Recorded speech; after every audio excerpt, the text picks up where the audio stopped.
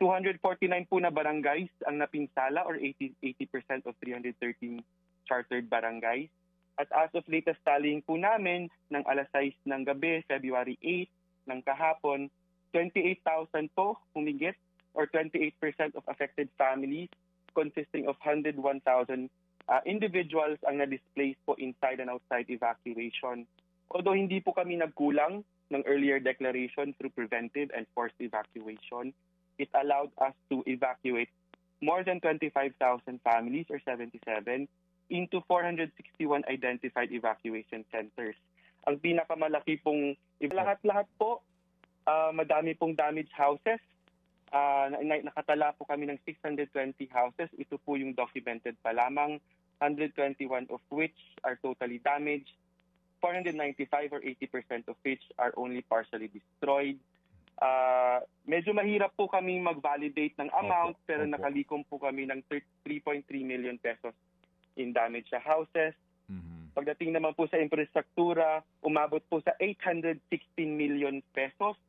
Kasama na po dyan yung electrical lines, water facilities, sea dikes or seawalls na katumbas ng 83 million pesos sa Bayabas, Carmen at Dingig.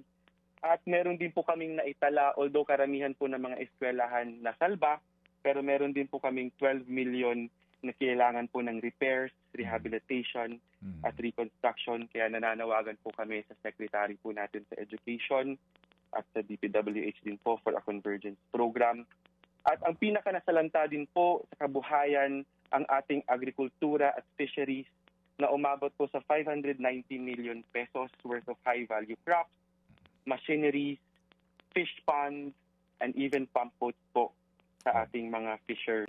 Sa missing po, wala po kaming naitala dahil quick po yung resources namin at meron kaming collaboration sa mga lokal na government.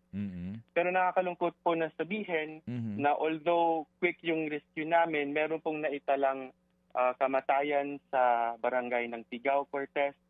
Pagkatapos pong ma-bury siya sa landslide. We were able to save her pero dead on arrival po siya, 10-year-old. Kami po yung magpapadala ng assistance dahil mandato po namin yan.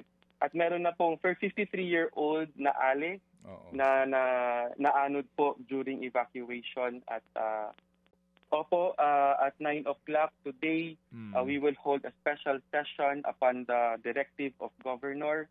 Nakausap na rin po namin yung Vice Gobernador Manuel Mang Alameda at nakahanda na po yung resolution